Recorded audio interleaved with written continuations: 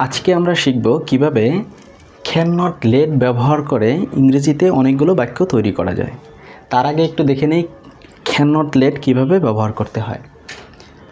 Can not late এরপরে হচ্ছে objective form ব্যবহার করতে হবে এবং তারপরে যে ভার্বটা আসবে সেই ভার্বটা হচ্ছে ভার্বের বেস ফর্ম ব্যবহার করতে হবে।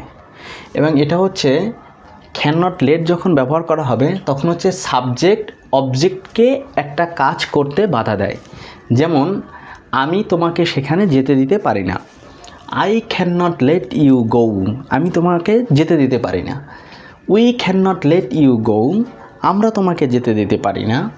তারপর হচ্ছে you can not let me do the work, তুমি আমাকে কাজটা করতে দিতে পারো না। তার মানে প্রত্যেকটা ক্ষেত্রে কিন্তু সাবজেক্ট হচ্ছে এই অবজেক্টকে কাজটা করতে বাধা দিচ্ছে।